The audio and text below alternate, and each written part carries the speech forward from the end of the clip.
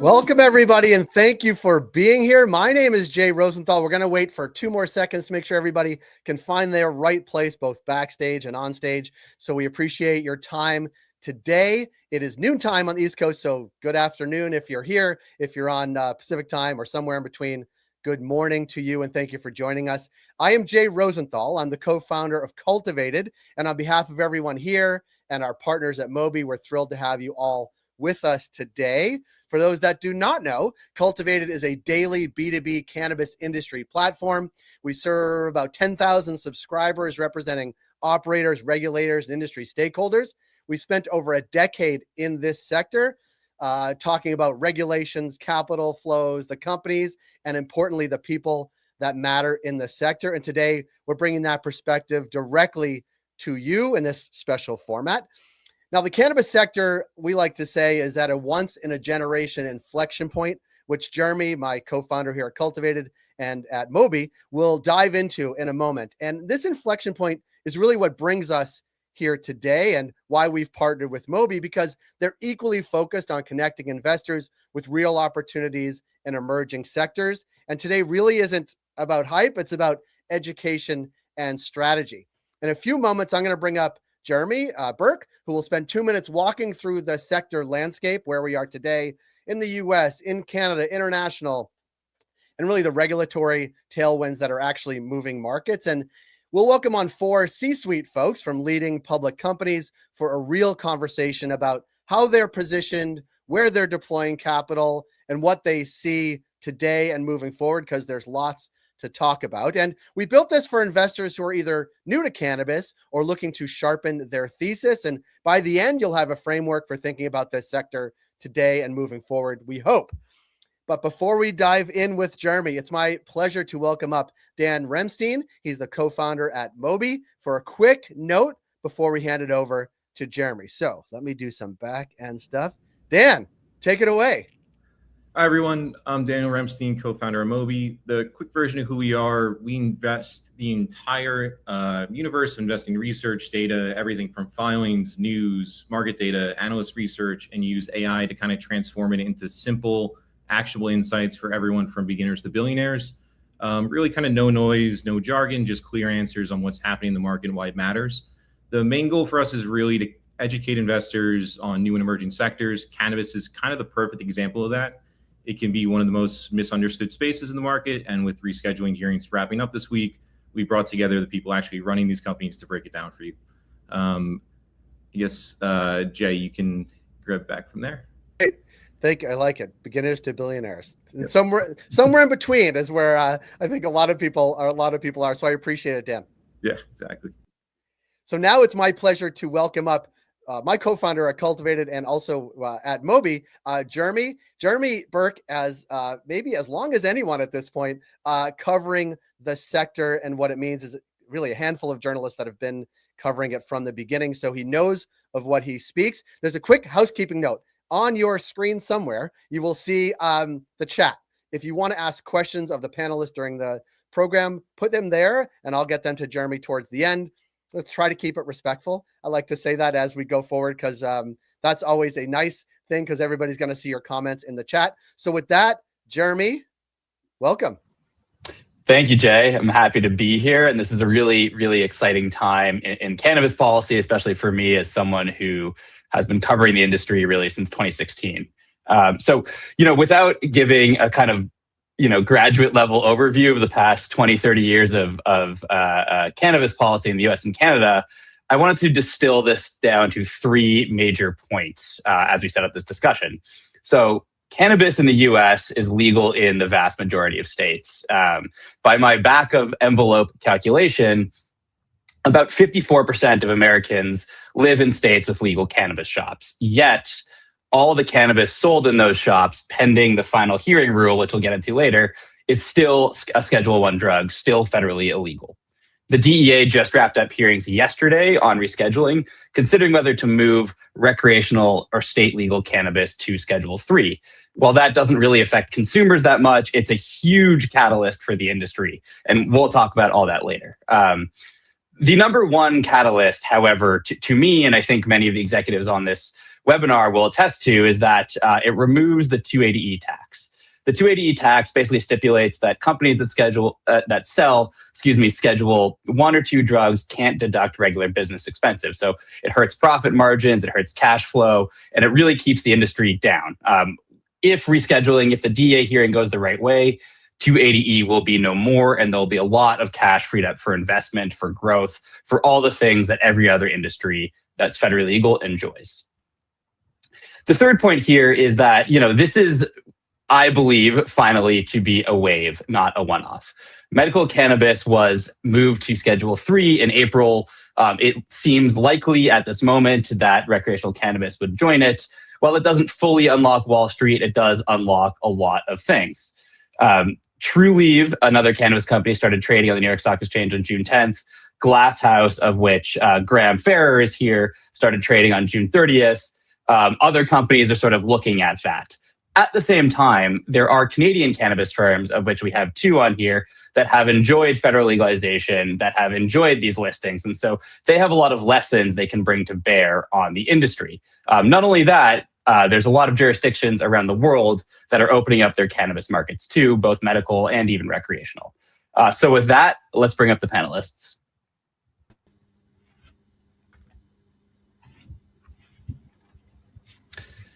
All right, thank you guys. So Raj, maybe I'll put you on the spot. Could you give your 30-second elevator pitch, who you are, where you're based, and all that high tide? So sure. Hi, Jeremy. Hi, everyone. I'm Raj Grover. I'm the founder and CEO of High Tide. We operate Canna Cabana, which is Canada's largest cannabis retail chain with 228 current locations. And we also run the largest cannabis loyalty program in the industry. Beyond Canada, we've also built a growing international medical cannabis presence in Germany through Remaxion. So today we're a retailer, we're a distributor, and hopefully a global cannabis platform in the making. Awesome. Mike, we'll go Canadians to Americans. So you next, please. All right, thanks. Mike Gorenstein. I'm the founder and CEO of Cronos Group. We are a cannabis product company. We are focused on both adult use and medical, really where it's legal. We see opportunity to produce and distribute. And our primary markets are Canada, Germany, UK, Israel. Graham, you next, please. Hey, my name's Graham. I'm the president and co-founder of Glass House Farms. We are a California super state operator, formerly vertically integrated, now focused entirely on the cultivation and manufacturing side. We have a 5.5 million square foot greenhouse, which I believe is the largest cannabis greenhouse anywhere on the planet or even in the universe at this point, targeting about 1 million pounds of production this year. We also make the Allswell brand, Glass House Farms, and plus gummies edibles. We do distribution, and we're recently converted to a pure medical play, and that makes me no longer a federal felon, and we listed on the New York Stock Exchange 2 weeks ago. Well, congratulations on no longer being a felon. I'm sure you appreciate that. That was good. Yeah, Aaron, we'll go to you next. Was Graham set me up to say I'm a felon? Because we're trying, right? But no, in the eyes of the mortgage lender, maybe. But right, yeah, always issues. But Aaron Miles, Chief Investment Officer at Verano. First of all, thanks for having me on today. Really appreciate this time. So Verano, we're a multi-state operator in the U.S. We're in 13 states right now, soon to be 14 once we really get rocking in Texas. But as of now, we're in 13. We have 14 cultivation facilities encompassing 1.1 million square feet of cultivation. We have 163 dispensaries, 86 of those in Florida, 77 outside of Florida. We did $822 million in revenue last year, 208 in the first quarter. Strong margins, and we were continuing to focus on our kind of diverse multi-state footprint, and we're a seed to sale. So we grow, we process, we manufacture, we market, we brand, we basically do everything across the board. Fantastic. So Aaron, I'm gonna stick on you a little bit. I want to talk about the elephant in the room. Sorry for that metaphor. The DEA's rescheduling hearings wrapped up yesterday. A final rule may come within a few days, a few months. We're not really sure, but it is coming. For the audience who is brand new to cannabis, what actually happened and what happens between now and when we get the final rule for the companies that are thinking about this, like Verano, like yourself? Yeah, so obviously a lot of big moves this year. Earlier in the year, medical cannabis was reclassified to Schedule 3 under the Treaty Act, which, in our view, was a really strong play by the government to really get that kind of cemented and then kind of move on to reclassifying the total plant. So I think what a lot of people look at is it's med versus rec, but in reality, what the ALJ hearings are looking to accomplish is to, reclassify the total cannabis plant as Schedule 3. So what happened is June 29th, the ALJ hearings had started and just concluded, as you had mentioned, Jeremy, July 15th. And so as we're waiting on the final ruling, once we get that final ruling, that doesn't cement it in stone at that point. There's going to be a process behind that where, I can walk you through the calendar, but in reality, there's going to be comment periods. There's going to be, we anticipate some appeals and stuff coming, from some of the organizations. But what the DEA just did was really position itself well during these hearings. And we didn't really actually get a lot of negative news coming out of that, which to us was very positive, right? And it shows that the opposition knew that they weren't going to be able to necessarily disrupt the actual ALJ hearings, but might on the back end try to create some disruption. But we're very confident in the process and in what they're doing. So timeline wise, I would say it's not going to be in short order. Like July 17th, and then all of a sudden July 19th, we're all ready to rock. But there's going to be a process behind that, and I do think it's going to take some time. Probably into the back half of this year to really get things across the finish line. But what that does is that makes us a legal business. I won't be a felon, Graham. I can get my card and so good. Yeah, right. But like, well, and I know we're going to touch on this too, Jeremy. But there's a lot of things that we've been doing kind of to position ahead of this news. But everything that we've seen, we have people that actually work for our company that are boots on the ground in DC every day. There hasn't been anything that's really come out that's made me pause or and again, we're cautiously optimistic. This is cannabis, so tomorrow looks a lot different than today, and a win's not a win until it's a win about 1,000 times. But we're gonna keep pressing forward. But the short summary is medical got reclassified in April. The ALJ hearing just happened, and again, there was a lot of positivity coming out of that, where when you actually look at the medical benefits of what cannabis can bring, and you see why we were a Schedule 1 drug, which was absolutely absurd. No medical benefit, high likelihood of addiction, those types of things. Nobody was able to really push back on that during these hearings, and so we're really positive on what we have seen come out of that. And I think we're really really excited to see what cautious, but we're really excited to see what the next steps are coming forward here. Yeah, and Aaron, I'm going to bring Graham into a second to comment on this, but I think just one thing for retail investors who are new to this industry is that federal policy does not move at the speed of markets, right? And that's something that's very, very clear with this rescheduling process. It's slow going; it takes years. At the same time, the change is real and companies are preparing. Graham, I want to bring you in here. Because Glass House 1, it did start trading on the New York Stock Exchange, and that's ahead of the final rescheduling rule. So I want to sort of understand the mechanics there. But just to kind of open up the conversation, I'm sure you're getting a lot of phone calls from investors, retail, institutional, otherwise, about what is happening, right? They sort of see the headlines. They're saying, what's going on? I hear only opponents of rescheduling allowed to testify in the hearing. So how do you have those conversations, and how do you explain where Glass House is at right now to them? Yeah, sure. Well, first, thanks for having us. Thanks for having everybody here. Cultivated's great. A plug. I read it every day. I love getting it in my inbox. It's a great source of news of what's happening in the industry. So thanks for putting this together. Yeah. So following up on what Aaron said, one of the things, I've been in cannabis for a decade now, and the image that sticks in my head is Lucy with the football and Charlie Brown. And every time Charlie Brown thinks he's going to kick the football, she pulls it away. So my PTSD is pretty strong about the difference between what could happen and what did happen. So one of the things that I think is a big deal here is something that actually happened, which is medical cannabis has been moved off of Schedule 1 onto Schedule 3. The hearings that they mentioned are talking about whether or not all cannabis should be in that same Schedule 3 designation. I think I agree with Aaron, right? If you want to judge how well the hearing's going, look how often Kevin Sabet is crashing out from SAM and smart approaches to marijuana. The more upset that guy is, the better the hearing is going and the better the future will be. And he seems pretty upset. So I think, the way that hearing would have to go is you would have to think that the cannabis plant, which 45 states have said has medical value, which a 223-page report for Biden's Health and Human Services had medical value, where now the Trump administration has said had medical value, and now the DOJ and the DEA are actually the proponents of saying that the rest of cannabis should be moved into Schedule 3. All those things suddenly disappear if someone with an adult use license sells the exact same product, right? That's what it would be. Aaron mentioned it. To be on Schedule 1, the definition is that it has to have no known medical benefit. So all you got to do is pierce that. It only needs to be one, and all of a sudden it can't be on Schedule 1. So let's hope that some logic prevails and some intellectual consistency. I do have to give the administration credit for, as you said, things don't typically move fast.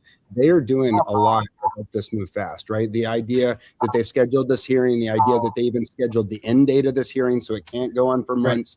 The fact that they allowed people to apply and even gave a window. We applied and submitted our DEA Schedule 3 drug manufacturer licenses under medical cannabis. They said they will process them in no longer than 6 months. We can see they're already doing work. So what we did is we moved everything to medical, and the only part that in California is not medical only was our retail. So we deconsolidated those. It's not in our GAAP financials anymore. We don't control it anymore. We are the majority investor in it, so we still do have that participation, but we have no control and no financial consolidation. That makes us a completely federally legal company now, and that's why the New York Stock Exchange allowed us to uplist. Big benefits there is now there's no longer a custody question. We can talk to audience of people, a universe of people that could never even if they liked our story, couldn't participate. The volume's 4x, 5x what it was. And I just got to say, it feels nice to be sitting next to AT&T or when you're trading and not have to worry about whether or not you can still get a home mortgage or your credit card's going to get canceled. Yeah, and I'll say, Jeremy, I want to say this real quick too. Yeah, please. Yeah. Congratulations. I mean, we're all holding hands together trying to get this across the finish line. And so congrats to Glass House and Truly for, kind of blazing the path, and really taking advantage of the structures that you guys had in your business. But one thing I want to mention here is the NYSE doesn't make mistakes. Like, I work for them, and it's not like, they take a flyer, right? Like, we've seen how we all went public back in the day, reverse mergers and stuff like that to just try to access capital. But the NYSE is the mecca of capital markets. They don't make mistakes. And if they're paying attention to companies like Glass House, I can tell you that they're paying attention to the moves that are being made in DC. So it's really encouraging. And so, but, Graham mentioned this, like, things don't move fast, especially in the capital markets. And I think, some of the biggest misconceptions is that we're all just going to move into the NYSE and then, stocks are going to explode. The real work actually starts now. And I know Graham probably is not getting much sleep right now because it's like, you're just out in the road. And now we're building up a new presence in the capital markets. We're professionalizing capital markets, and we're transitioning from being quote unquote cannabis companies to actually a growth industry in CPG, or however you want to classify it. And that's going to be the challenge of the cannabis industry, is to say, how can we retell this story to a new set of investors? And so it's starting to open, the doors are open, and it's starting with the exchanges, but there's still a lot of work to do here. So yeah, in line with that, it seemed like it happened really fast. What happened, at least with us in the NYSE, was the culmination of over a year's worth of conversation. So it did. And I do think that's going to happen for cannabis in general. It's really slow and then all at once. I think, sometimes with an exponential curve, it looks like nothing's happening until it all happens very quickly. So that was definitely the case here. Yeah. I want to go to the Canadians, and I'll start with you, Raj. Canada has had federally legal cannabis, both medical and recreational, since 2018. So while it's not an old industry, it's maturing to some respect. How are you looking at what's happening with rescheduling in the U.S.? And at what point would you say it's beneficial, to get in this market? What do the policies have to look like, and how are you thinking about that? Great question, Jeremy. So for us, we're already in the U.S. Through federally legal businesses right now, like our New Leaf Naturals and Fab CBD brands in Denver, Colorado. They're based in Denver. So we're not really starting from zero when we think about coming to the United States. And if broader reform continues to happen, naturally, we're going to look at additional opportunities, which is going to be mainly around bringing our differentiated or highly differentiated discount club model to the United States. And we've already started having conversations with exchanges. We're talking to potential partners of all sizes.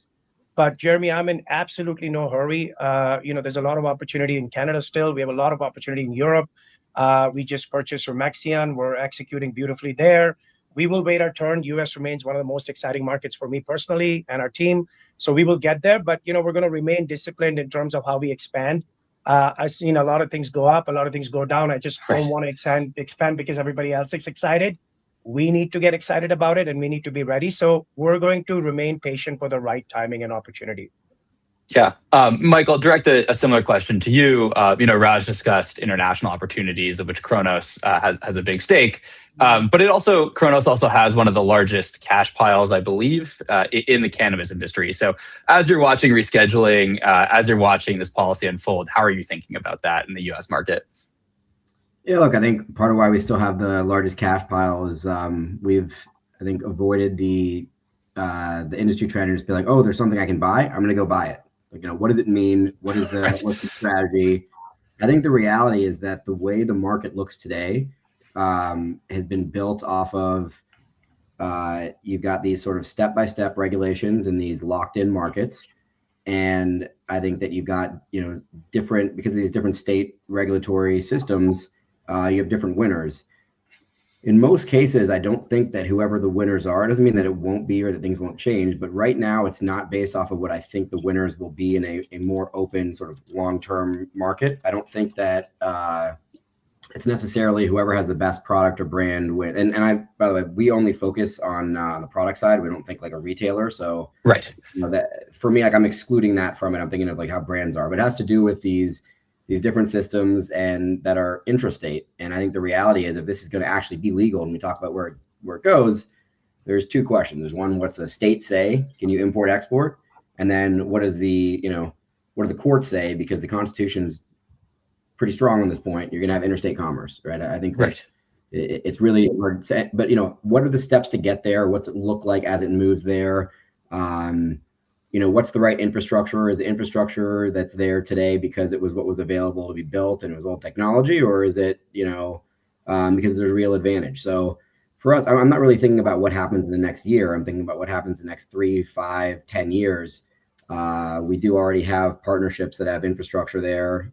So it'll be, looking at building, partnering, or buying in different areas. But we have the IP. The whole strategy was come to Canada, develop everything, and then move to other markets as they open. So we've been waiting for this. We have a number of different, we have a crazy chart with all these different sort of areas of where we go depending on what happens. But long term, I look at it like a CPG play. I think it's having the best brands and products. What's the enabling infrastructure for it? We obviously, I think, have a very large partner that has a similar supply chain and regulatory complexities, right? With like the largest tobacco company in the US. And if you watch the way that they're set up, I do think that's going to be a pretty close to the ideal structure you're going to want. And so I think you're going to see companies start to pick which area they want to be in the US, because it's going to be very difficult, I think, to do everything and be all things to all people. And when we see things that fit in our, on our strategy where we can add value, that's where you'll see us move. Yeah. Just to follow that up quickly, Mike, I mean, for those less initiated to the cannabis industry, what are the interesting global export markets, and what do you think will be interesting in 5 years? Well, it's funny when you think about where this goes. If you're thinking about the US opportunity, the reality is that Colorado is a bigger market than Germany.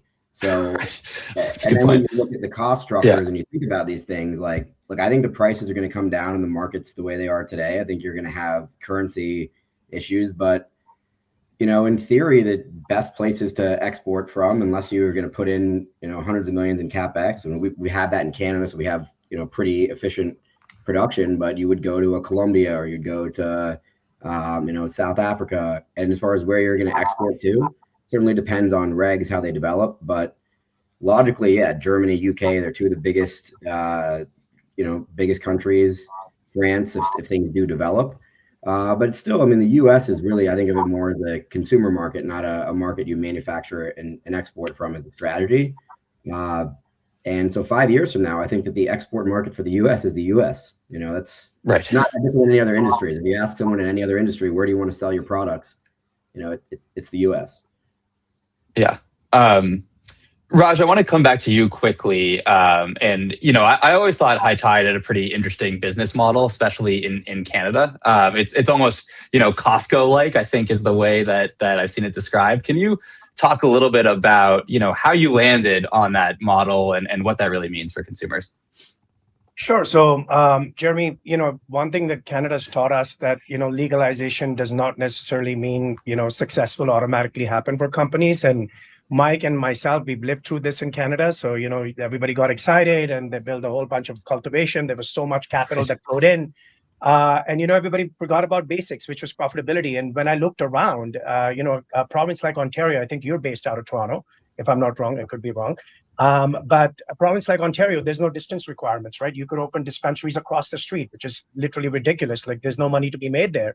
So we saw that coming early and we wanted to go with a highly differentiated strategy. So, 6 years ago, I started piloting in 3 different provinces in Canada. What happens, if we focus on volumes, drop the margins, because cannabis is commoditized. No one, Right. I speak about this from personal experience. And so we piloted how we choose real estate, which is our anchored real estate strategy, again, highly differentiated. We piloted, given all the data that we had, 70% of cannabis consumers, even today, care strictly about price as a value proposition. So we chose to go in a totally different direction where everybody else was headed. We knew if we follow the herd, we're going to get slaughtered. Thank God we didn't do that. We launched a discount club model after some very successful pilots that we did for about a year. So we had all the data to prove that. And then, today it's become a winning proposition. We have 12% of the country's market share. Our goal is to get to past 15% market share in Canada alone. We're at 228 stores. We can get to over 350. Annual revenues are now exceeding 750 million, but I think there's still a lot of room to go. And we wouldn't have had this opportunity if we wouldn't have gone in that direction of the discount club model. Yeah. High Tide's great. I can't wait to see them in the U.S. and look forward to being able to be a partner with them and put our products on their shelves. They're doing really awesome work up there. I was going to say I have no interest in competing with you, Graham. I'm going to buy all of your amazing product from your greenhouses. So I'm very excited. Cultivator, so it's a good fit. Yeah. And hopefully Cultivated will get a cut for connecting you guys. I'm joking. We'll do a collab, Aaron, brand. Yeah, that's right. And I want to turn back to you a little bit and think through the 280E question that I brought up earlier. Again, for those of you who need a little reminder, 280E is an IRS rule that prevents U.S. cannabis companies from deducting business expenses.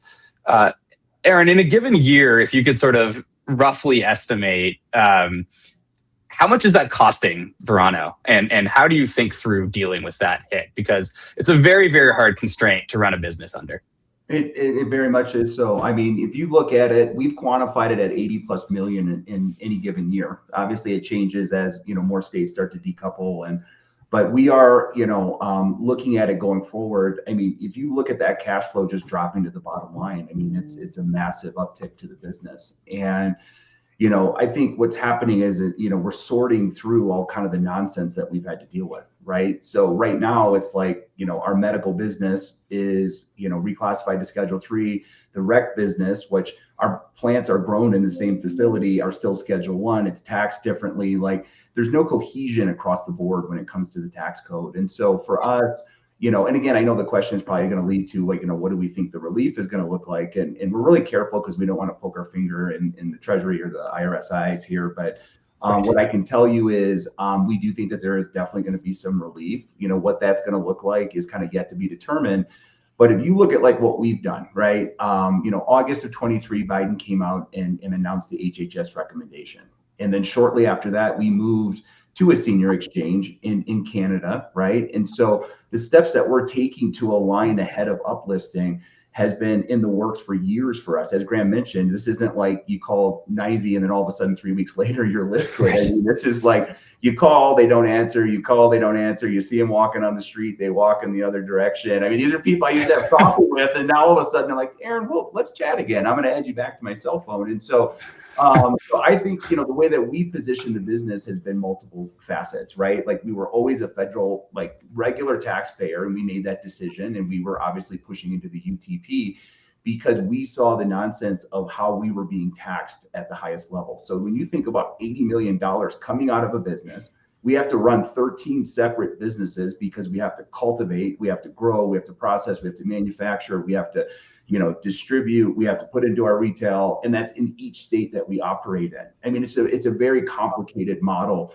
and one that we've actually been able to be profitable in. But when that cash can drop to the bottom line, sky's the limit with what we're going to do in that. And so we're going to invest in Texas. We're going to invest in our footprint. We're going to invest in automation and cultivation across the board. And we've already been doing that. But the steps we've taken, we went to a senior exchange in October of 23.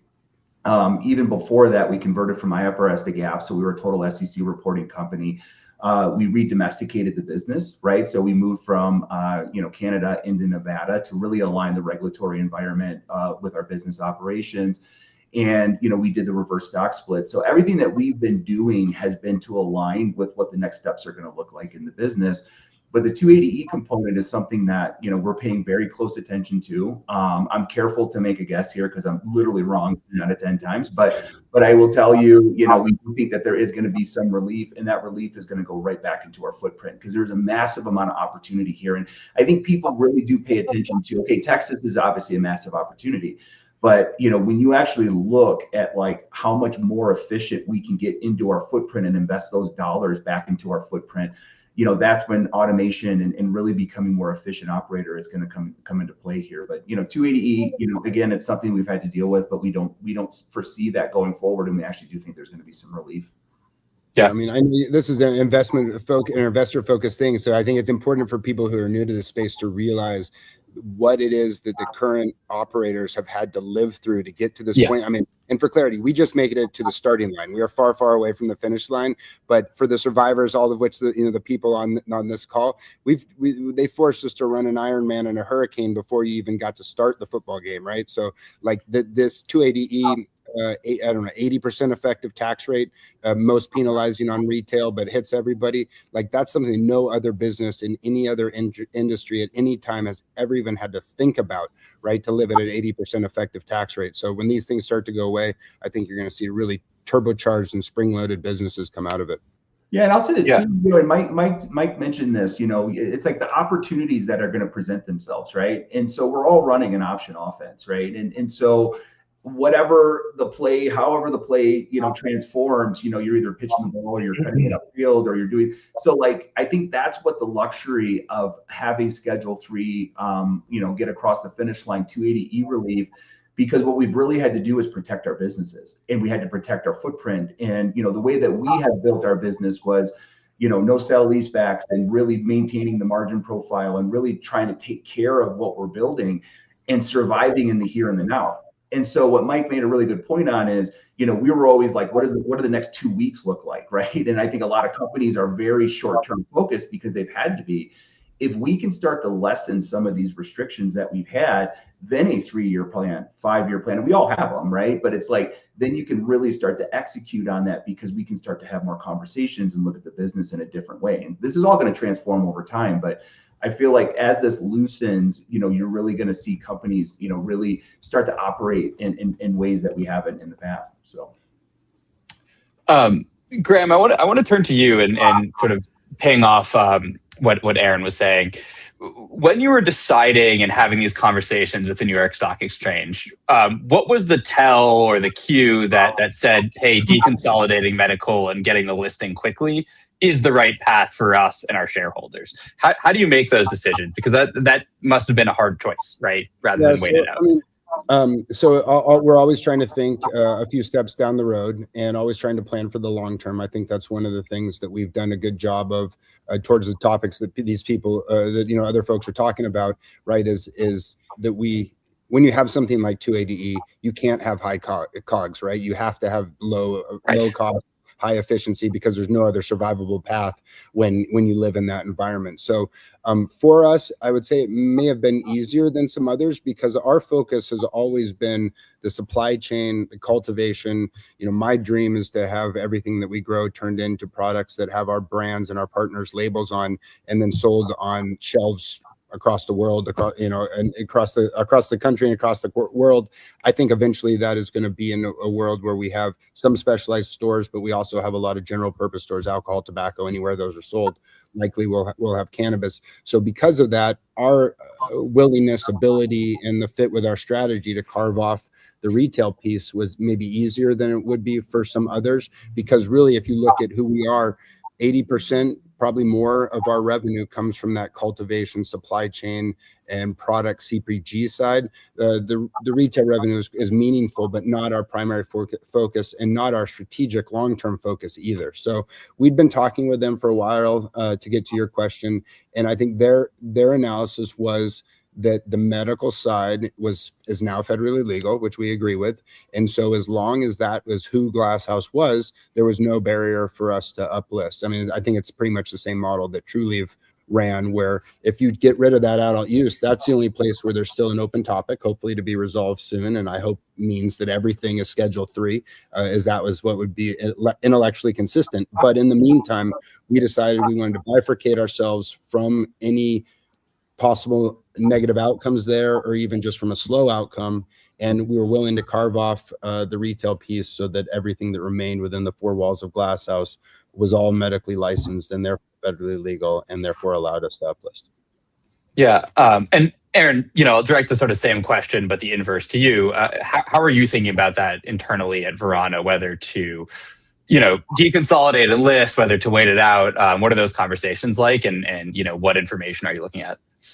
Yeah, we're looking at everything, right? There's a plan A and there's a plan B. Plan A, could mean total company. Plan B could mean carve out, right? And so, we filed our DEA applications in May, and we're all having the same conversations with the exchanges now, right? So the medical component and what we're able to list is very clear. I mean, NASDAQ has FAQs on their website now that actually clearly address, what companies can do from a medical perspective. And so if you look at us, I mean, our business is, probably 60% medical, and back in the day, it was even more. So real quick, touching on that 280E component, when you actually look at relief, as businesses have kind of transformed more towards recreational, it was to our benefit that we were more medical back in the day, if that relief, if and when that relief actually does come in.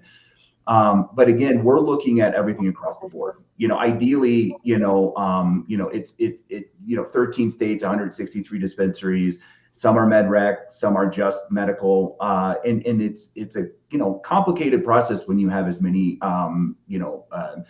operating locations that we do. And so I think we're looking at everything in two waves, right? Like, we have a lot of positivity coming out of these ALJ hearings, which could obviously open the door for us in a much more holistic way for the company. And then if things, somehow go sideways, and I don't want to put that out into the universe, but if it goes sideways, I mean, there's optionality that we have to follow similar paths to what Glass House and Trulieve have done. And, Trulieve, having the Florida presence they do, I mean, we're the number 2 player in Florida, but by far, obviously, Kim has a massive footprint in Florida.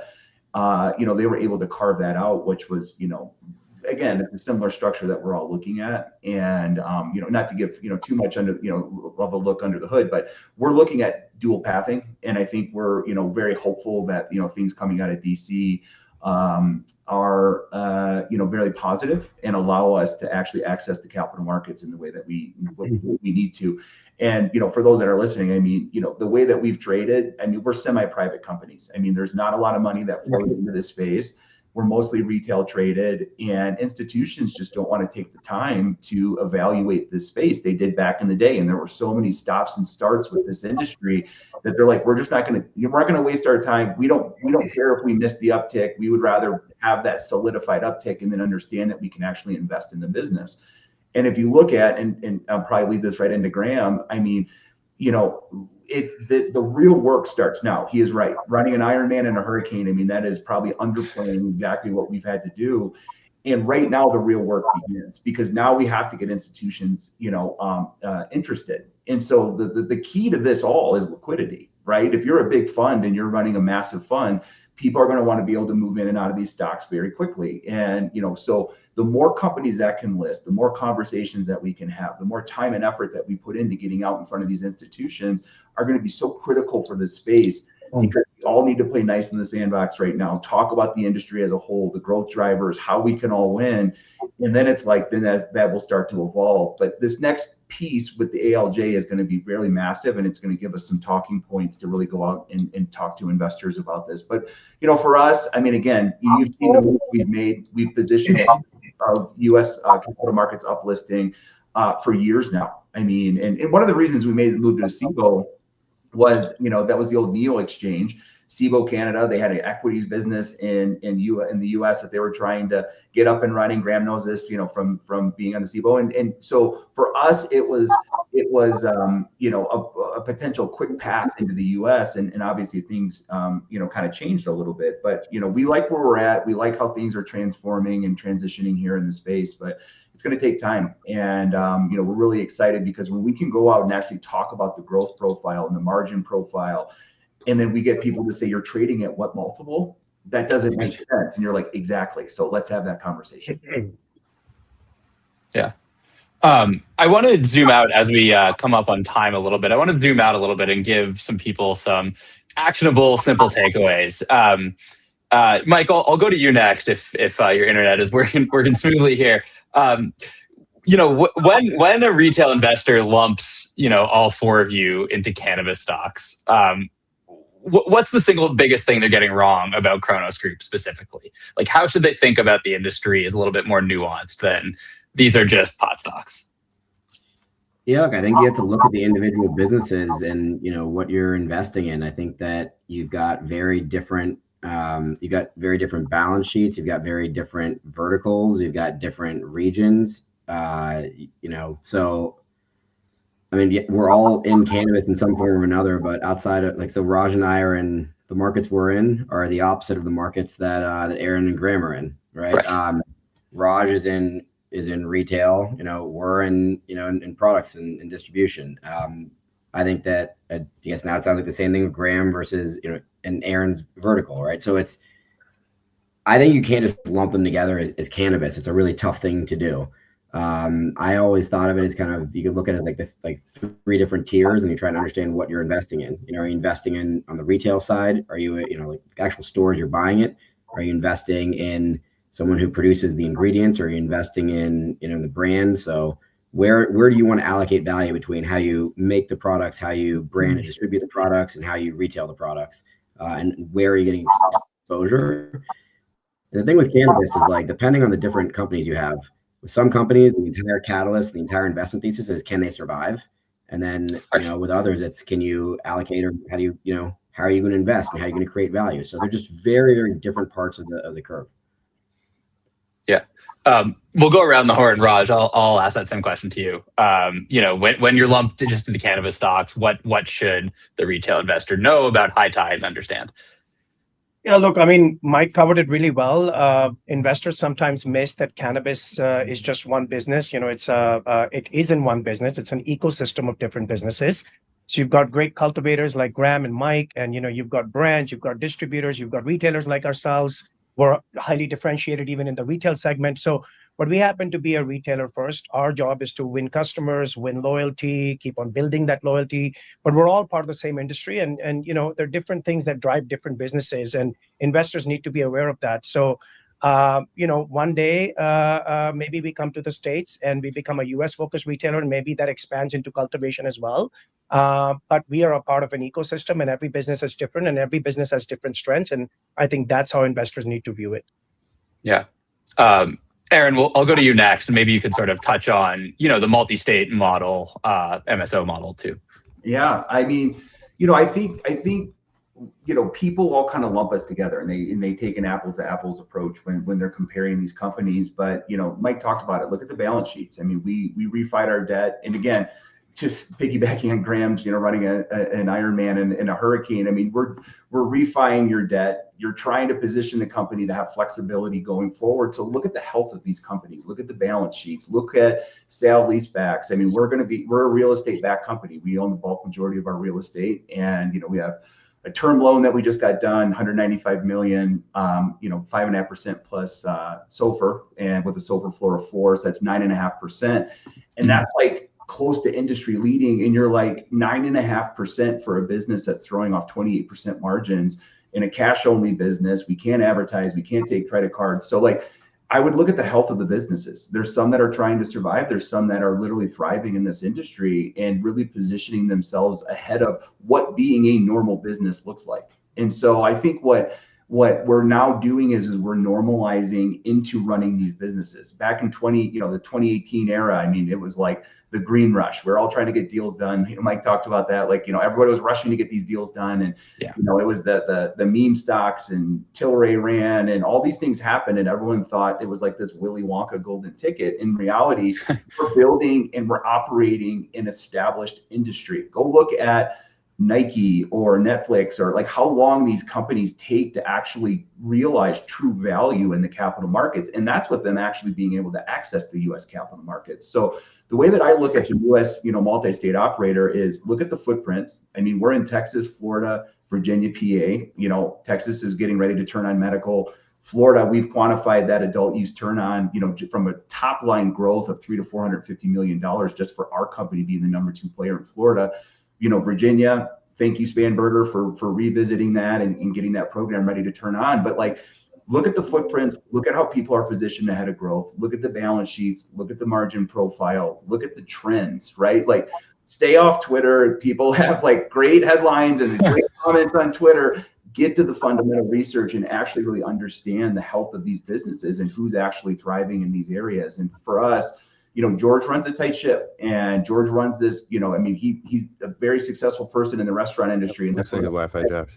One of the hardest industries to be successful in. And he understands that if you put a good product out, have a good customer experience, and you consistently, operate on that level, the results do come. But it's a challenge. And so I would say from a multi-state perspective, look at footprints, but really get into the numbers and look at the fundamental health of these businesses. Yeah. Graham, I'll give you the final word on that question. What differentiates Glasshouse, to the uninitiated investor? Yeah, well, I would say I'm a weed farmer, so far be it from me to tell this audience of investors how to invest. So instead, I'll say what I would look at, and I think it aligns with what the rest of the Raj and Aaron and Mike were saying, which is cannabis is not a unified entity. It is a supply chain with many different steps.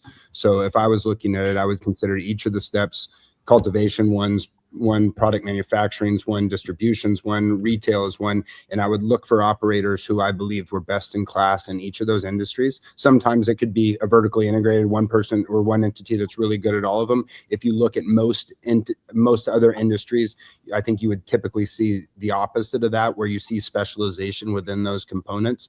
And then the next thing I would look at is I would make my assumptions and try and forecast forward of what I thought was going to happen next, and who of those best in class operators in the different components were going to thrive or face additional challenges. So like if I think about Glasshouse, we're a cultivator first. Our goal is to grow the most best weed for the least amount of money and be able to do it at a global scale. So we focus very heavily on COGS. Our best quarter so far was growing cannabis for $91 a pound.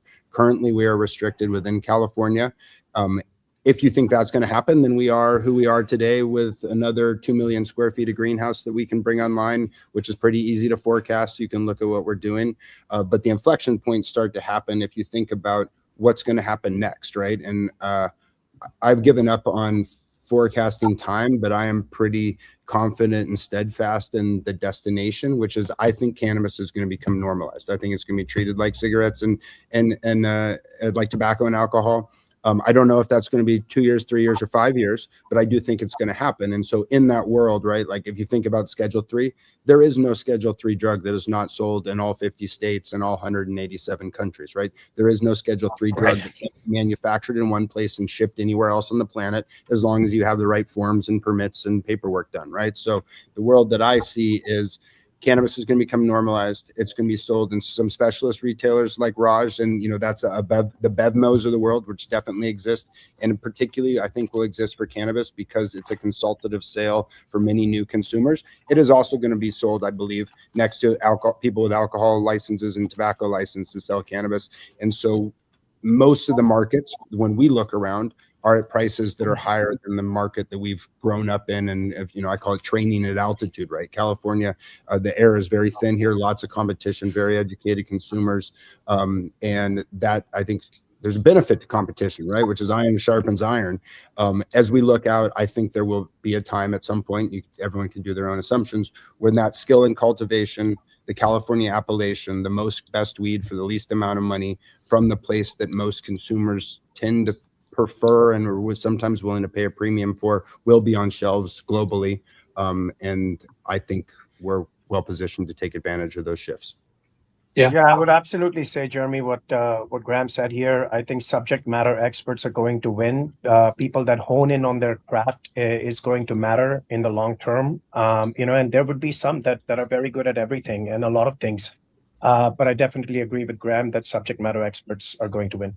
And one more thing too, Jeremy, that we should have mentioned here, and Graham is right. When you think about alcohol and how this is going to be layered in, I mean, less people are drinking, right? More people are moving towards this, what I consider, what they consider to be an alternative product, which I always laugh at, which has been around for thousands of years. But, when you actually think about this quote unquote alternative product that people are now starting to accept more, more of the nation of the United States is accepting cannabis, and less people are drinking. It's showing that transition. But one thing we didn't mention was the hemp loophole closure, right? When you think about how that market exploded, and those dollars, a lot of those dollars got taken out of the legal channels, right, of THC.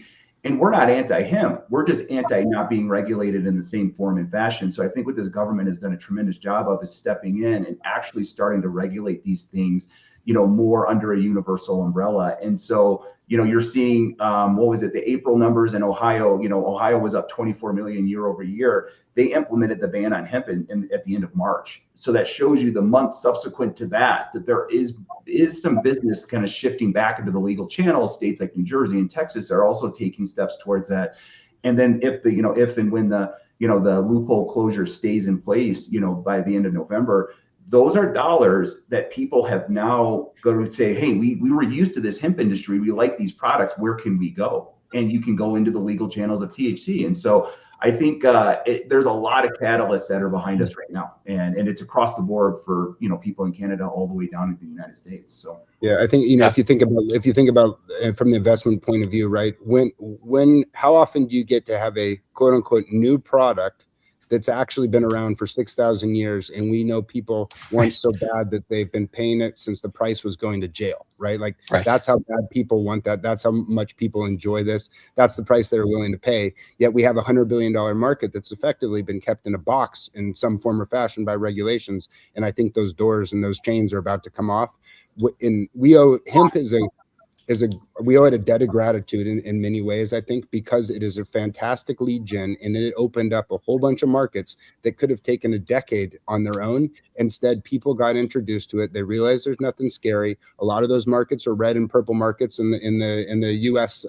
Political sense, right? And so it really brought the country together, I think, in the appreciation for what cannabis and THC and cannabinoids can do to help people live better lives, whether that's an alcohol substitute, a tobacco substitute, a gummy to help you sleep, or a joint that's fun on a Friday night, right?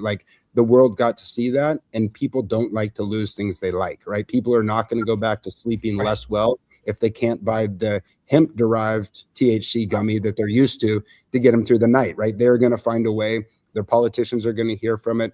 If Texas was raising almost as much from selling hemp in a widely accessible way, which means that they were capturing the market as California did on a highly restrictive cannabis-specific excise tax, they were making the same money through sales tax.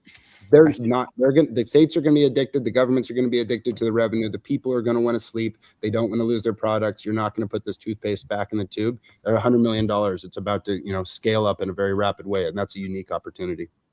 Yeah. Graham, that was a stump speech. So I think I have I have nothing else to add there. I think that's a good place to wrap.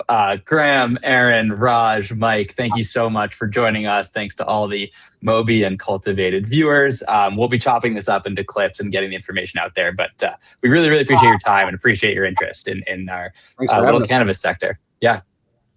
Thanks so much for having us.